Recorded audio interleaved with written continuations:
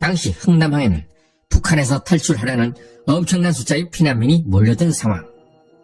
지금까지 우리에게 알려졌던 것은 원래는 미군이 군수품과 군인 수송만 하고 피난민 수송까지는 하지 않으려고 했는데 우리의 간절한 요청으로 막판에 설득되어 군수품을 버리고 피난민을 수송한 것이라고 알려져 있었습니다.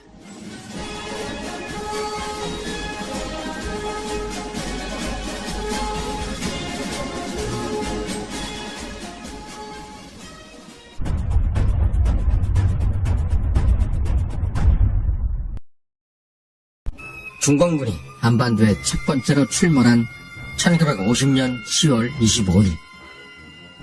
그로부터 한 달 가까이 평천강을 경계로 진격하지 않고 대치했던 국군과 미군 등 유엔군. 그리고 결국 1950년 11월 24일 시작된 크리스마스 공세. 하지만 1950년 11월 25일 숨어있던 대규모 중공군이 나타나게 됩니다. 지난 청천강 전투 2부 컨텐츠에서 북한의 서부 전선에서 벌어졌던 청천강 전투의 상황을 자세히 다뤘습니다. 낭림산맥을 경계로 미 8군과 미 10군단의 구획이 구분되었던 당시 전선. 서부 전선의 청천강 전투에서 미 8군이 어려움을 겪었을 때 낭림산맥 동쪽의 미 10군단에서는 어떠한 일이 벌어지고 있었을까? 미 10군단의 지휘관은 메가더 총사령관의 전폭적인 신임을 받는 알몬드 소장. 알몬드 소장은 메가더 원수의 측근 중에 측근이었고 굉장히 적극적인 공격형 스타일의 장군이었습니다. 때문에 메가더가 해임된 이후에 유엔군 총사령관이 된 리즈웨이 장군조차도 우리의 사기가 바닥인 지금 상황에서는 알몬드처럼 적극적인 공세형 장군이 반드시 필요하다. 그래서 메가더가 해임되었음에도 메가더의 측근인 알몬드 장군은 군단장직을 계속 유지한 채 6.25 전쟁에 남아있게 됩니다. 그러나 국내에서는 국군의 수치스러운 패배였던 인제 벨리전투 패배에 알몬드 장군이 원인을 제공했다는 이유로 평가가 그렇게 후하지 않은 것도 사실입니다. 하지만 이제부터 다루게 될 흥남 철수작전에서 알몬드 장군은 매우 중요한 역할을 하게 됩니다. 청천강 전투에서 미 이사단이 인디언 태형을 당하며 전멸에 가까운 피해를 입는 등 아수라장이 된 상황. 이때 미 합동참모본부와 메가더의 유엔군 사령부는 어떠한 전략으로 대응했을까? 그것을 알기 위해 우선 콜린스 미 육군참모총장에 대한 이야기를 해볼까 합니다. 아마도 여러분 대부분은 콜린스 미 육군 대장에 대해서는 그렇게 잘 알고 있지는 않을 것입니다. 그러나 콜린스 대장은 6.25 전쟁 기간 내내 미 육군의 최고 수장이었기에 6.25 전쟁에 많은 영향을 끼친 인물입니다. 콜린스 대장이 미 육군 사관 생도였던 시절, 그때 이미 메가더 원수는 미 육군사관학교 웨스트포인트 교장이었습니다. 때문에 콜린스 대장에게 메가더 원수는 넘보기 힘든 엄청난 대선배였습니다. 더구나 계급상으로도 메가더 원수가 더 높았습니다. 하지만 콜린스 대장은 미 육군 참모총장으로서 직책상으로는 명백한 육군의 최고 수장이었습니다. 1950년 12월 4일 이 당시 메가더 장군과 미 합동참모본부, 즉 콜린스 대장 간의 전략 회의 내용. 현재 상황은 대규모 병력의 증원이 불가피한 상황이다. 우리에겐 대규모 병력 증원이 절실하다. 중공군의 대대적 공격이 벌어지던 청천강 전투의 와중에서도 메가더 장군은 끝까지 중공군과 붙어볼 생각이었던 것입니다. 원수님, 우리 미군은 현재 대규모 병력 증원이 어렵습니다. 북진보다는 우리 미군의 병력 보존이 가장 최우선 순위입니다. 하지만 후퇴를 위해 아군을 흥남에 있는 해안 교두보 지역으로 이동시킨다는 원수님의 전략에는 저도 동의합니다. 역사의 길이 남을 드라마틱했던 흥남 철수작전은 바로 이렇게 시작되게 된 것이었습니다.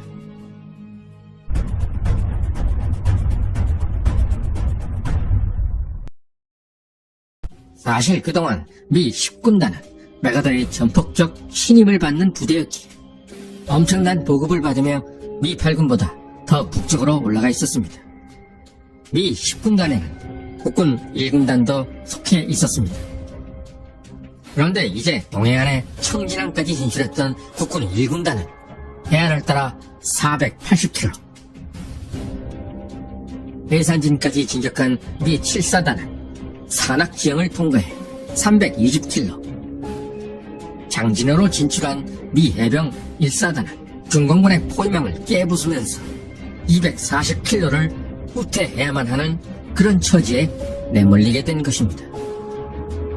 그렇다면 미 10군단은 왜 육로가 아닌 흥남항을 통해 바다로 후퇴할 수밖에 없었던 것일까? 지난 청천간 전투 2부에서 다뤘지만 중공군이 특히나 공포스러웠던 것은 이유가 있었습니다. 그들은 야간 급속 산악 행군을 통해 아군이 전혀 알지 못하는 틈에 이미 후방으로 가서 아군의 후퇴로를 차단해버렸기 때문이었습니다. 중공군은 서부의 미 8군과 동부의 미 10군단 사이에 난 간격으로 야간 산악 행군을 통해 이미 원산까지 내려와 있었던 것입니다. 때문에 동부전선에서 미 10군단이 살아나갈 수 있는 길은 오직 흥남항밖엔 없었던 것입니다. 특히 미 해병 1사단이 흥남항까지 후퇴하게 된 것은 기적이었습니다. 그들은 장진호 부근에서 포위되어 있다가 영하 40도를 넘나드는 혹한과 폭설을 극복해야 했습니다. 거기다 무려 중공군 10개 사단의 포위망도 뚫어야만 했습니다. 거기에다 수천 명의 피난민까지 데리고 128km나 되는 거리를 이동해야만 했습니다. 1950년 12월 11일 밤 흥남항에 집결된 병력은 약 10만 5천 명. 그런데 이때 새로운 문제가 발생합니다. 그것은 바로 피난민 문제.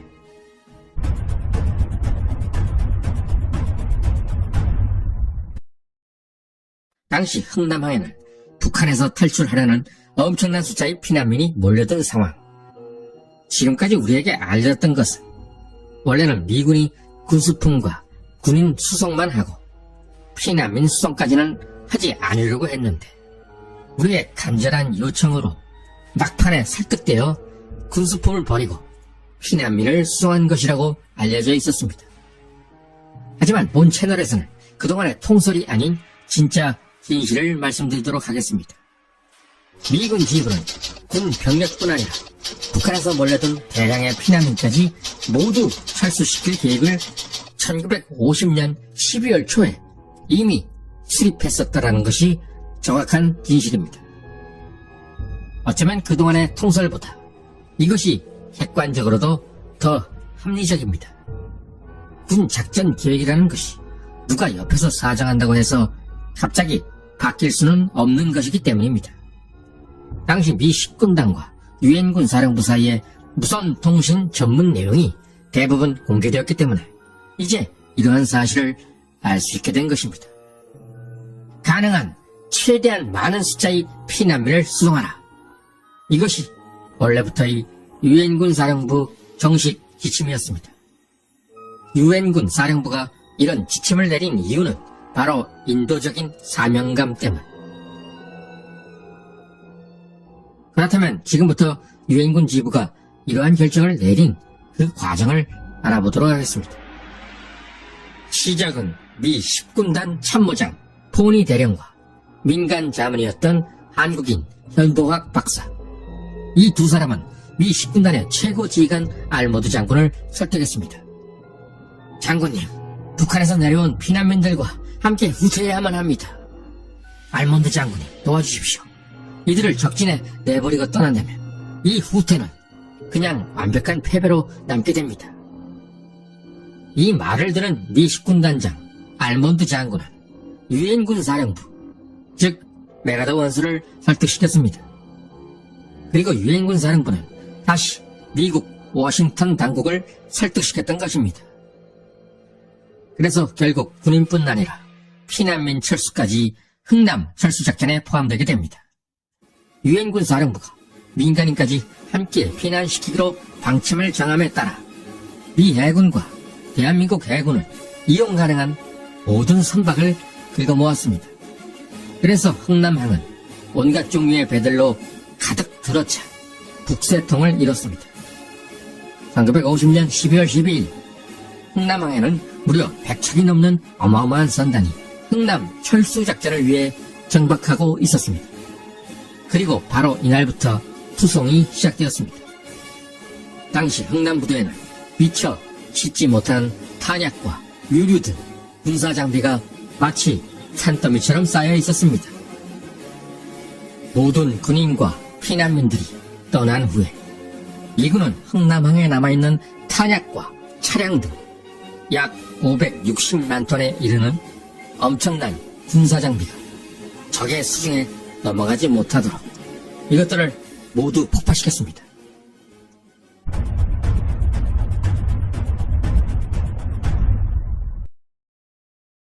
흥남 철수작전에서 마지막으로 북한 피난민을 싣고 나온 배는 민간 화물선 메러디스 빅토리호. 이때 한 미군 대령은 피난민이 10,000명이 넘게 남았는데 모두 태우고 부산까지 갈 수 있겠소? 이 말을 들었을 때 남아있던 메러디스 빅토리호의 정원 여유는 단 12명. 하지만 메러디스 빅토리호의 선장인 레너드 라로 선장은 가능한 한 많이 태우고 가겠소. 1950년 12월 22일 밤 9시 30분부터 시작된 승선은 밤새도록 계속되었고 다음날 낮 11시 10분이 되어서야 끝났습니다. 메러디스 빅토리호의 선원들은 공간이란 공간엔 모두 피난민들을 밀어넣었습니다. 장장 13시간 40분에 걸쳐 메러디스 빅토리호에 오른 피난민의 숫자는 무려 14,000명. 화물선의 선원들은 아예 돌아다닐 수조차 없었고 늦게 승선한 피난민은 항해 내내 서 있어야만 했습니다. 마침내 1950년 12월 23일 흥남항을 출발한 메러디스 빅토리호. 이들의 목적지는 부산. 무엇보다 레너드 라로 선장의 고민은 어마무시했던 추위였습니다. 하지만 놀라운 사실은 부산항에 도착할 때까지 단 한 명의 인명피해도 발생하지 않았다는 점. 인명피해는커녕 오히려 승선 당시보다 승객이 5명이나 늘어났습니다. 그것은 바로 항해 도중 아기들이 태어났기 때문. 화물선의 미국 선원들은 한국의 대표적인 음식인 김치로 아기들의 임시 이름을 지어주었습니다. 첫 번째 아기는 김치1, 두 번째 아기는 김치2 하는 식이었습니다. 크리스마스 이브인 12월 24일 낮 부산항에 도착한 민간 화물선 메르디스 빅토리호. 후에 메르디스 빅토리호는 단 한 척의 배로 가장 많은 생명을 구출한 세계 기록으로 기네스북에 오르기까지 했습니다. 부산항에 도착하고 모든 피난민이 떠난 후 한밤중이 되자 라로 선장은 자신의 일기장에 다음과 같이 기록했다고 합니다. 사망자 없음. 항해 중에 5명 탄생. 그래서 총 14,005명. 무사히 부산항 상륙 완료. 끝까지 시청해주신 시청자 여러분께 감사드립니다. 다음에도 유익하고 흥미로운 컨텐츠로 찾아뵙겠습니다.